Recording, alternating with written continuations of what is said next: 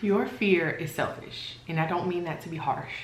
I mean it to wake you up. Maybe you, like me, think that playing small is humble, that hiding your ambition is considerate of people around you, and shrinking yourself protects them from your intensity. But really, you're just protecting yourself from being seen. And in doing so, you're withholding something that could change someone else's life as well as your own. So yeah, that's kind of selfish. And in today's video, I want to try to help you break up with the idea of playing small and find the audacity to pursue with courage whatever that is you know you should be doing in this season of life. If you haven't already, make sure to subscribe to the channel and hit the notification bell so that you don't miss when I post the next video. I am doing something that makes me a little uncomfortable right now. I'm pitching, posting, and putting myself out there in ways that feel borderline cringe. I'm asking for opportunities. I'm being very visible about my vulnerability as well as my ambition. I'm risking looking stupid or too loud or trying too hard or what other two I may have for that day. And every day I have to talk myself out of stopping because the voice in my head likes to remind me that I'm being too much, that I'm bothering people, that I am embarrassing myself. But here's what helps me every time I hear that little voice. On the other side of fear and anxiousness is the opportunity to change my life and maybe someone else's in the process. So I made a choice and I'm choosing audacity over overthinking or perfection and not allowing that little voice in my head that shows up when you step outside of your comfort zone win my day. But think about it. When you have something that is helpful to someone, a message, a skill, a solution, but you keep it to yourself because you're afraid of judgment from other people, who benefits? Not the person who needed to hear what you had to say, not the person who could have been transformed from your work or your message, not your kids who you could model courage for, just you. You benefit. You get to stay comfortable. You get to avoid the discomfort of being visible, and you get to protect your ego from any potential criticism. Yay, you. It is selfish, and I say that with love as a person who has been working diligently to overcome that my entire life. Playing small is easy. It's so easy that most of us don't even realize that we're doing it. You tell yourself that it's more realistic or that you are being humble, that you're being cautious or waiting for the right time. But really, you're just scared of being seen, of being judged, of failing publicly, of looking like you need something like help or money, scared of what other people will say. And here's the kicker about that. The older you get, the easier it is to justify that fear, right? I have 4 kids now and I'm over 40. You can't afford to take risks. That's a young person's game. You have responsibilities. Isn't it too late for you to start something new? You've been working hard your whole life. You're tired. Maybe this is just the season to just coast and rest. So you give up on what you know you were called to do. Not forever, but for the season. Except this season becomes next season, and next season becomes next year. And all of a sudden, you're 50 years old, still dreaming and telling yourself, maybe someday. But here's what I want you to sit with. If you feel convicted or called to get a message out there, build something, to pursue something, and you don't, who does that serve? It just serves your fear.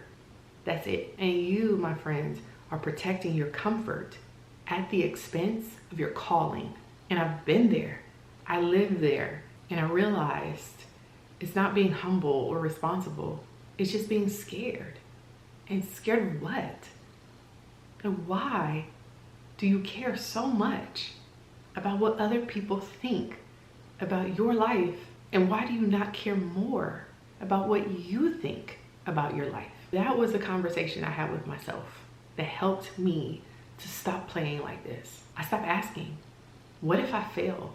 And instead I started asking, what is this fear costing me or someone that's attached to me, someone I love, someone I haven't met before?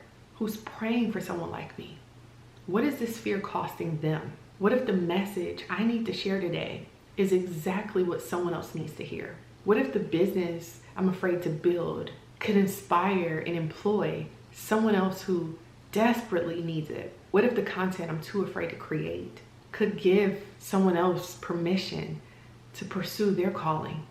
Could give my kids who will one day watch this content permission to stand in their truth and their purpose and their light? And when I reframed it that way, my fear, it didn't look so cute anymore. So I don't want this to be too motivational. I do want to offer you 3 questions that you can also ask yourself to help you to stop playing small and find the audacity in your own life. What are you being called to do that you're too scared to pursue? Not what sounds cool or what you think you should want. What actually keeps showing up for you in your thoughts, in your sleep, in your stillness, that you notice you envy other people doing? What is that idea that just won't leave you alone? What is it that keeps tapping you on the shoulder? Write it down. Don't make it sound reasonable. Just write the truth. Who is losing out because you're playing small? And I hope this is the one that helps you to break through all of your other excuses that you have, because fear is so powerful. It doesn't just affect you. It's like a cancer. It's like a colonizer. It just takes over whatever it is that it latches onto and destroys it. So who is it in your life right now who's paying the price of your comfort? What would you do if you chose audacity over overthinking or perfection or fear for the next 90 days? I like incremental time windows. So not forever, just 90 days. What would you pursue? Similar to my challenge, if you decided that being cringe or bothersome was less expensive than another year of playing small, would you start pitching for opportunities? Would you start a business? Would you change careers as a whole? Would you create content finally? Would you have a high courage conversation with people who are just waiting on you? Like, you have thousands of people in your email list and you haven't pitched a single one of them. What would audacity look like for you? Here's what I really had to accept. Audacity does feel cringe. It does feel like you're trying too hard. It does feel like you're doing too much. You may annoy people. You may get people unfollow you. You may get people who stop talking to you. You're gonna get people who roll their eyes at you. Some people may get secondhand embarrassments because they think you're doing too much. Let them. Because on the other side of this is what you really want. And more importantly, on the other side of this is the impact that you really want to make. So yes, I'm willing to appear cringe if it means I don't waste another year feeling like I'm playing small. And I'm actually sharing the full journey of this challenge in my daily newsletter. The link is below in the description. I'm willing to be bothersome if it means creating something that's meaningful. I'm willing to be imperfect if it means I actually start instead of waiting on ideal conditions that never come. Because I know what happens when you spend too much time in this era of life. You forget what you're capable of. And if you are sitting there thinking, yeah, Nisha, that's you. I'm too old for this. I'm not you. I don't have your confidence. Let me stop you right there. Age isn't a factor. And you are not too old. You are just more afraid than you used to be. Because you've accumulated more opinions to worry about now. More responsibilities to hide behind. More reasons why all of this is a ridiculous idea. But if not now, when? When your kids are grown and you have even less mobility in your body to lean all the way in and energy to go as hard as you could for a few months when you're retired and you spent your entire life waiting for permission that never came? Here's your choice. You can keep playing small and allowing those voices to win, or you can consider that maybe this fear is selfish, and then you can choose audacity. And that's not going to happen because you feel ready or because you have it all figured out. I don't. But because you're taking back your power and you're tired and done with letting fear and whatever happened in your past determine your future decisions. I am choosing to believe audaciously, to pursue and speak about what I'm called to speak about in this season, even if it is uncomfortable, because I refuse to live my life wondering what could have been. And that for me is more terrifying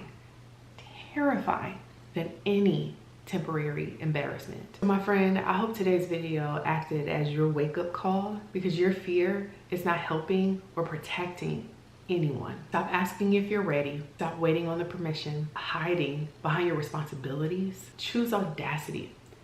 Choose visibility.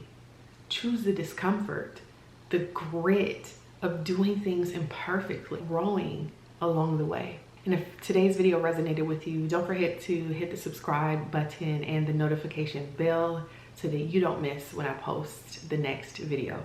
Thank you so much for watching.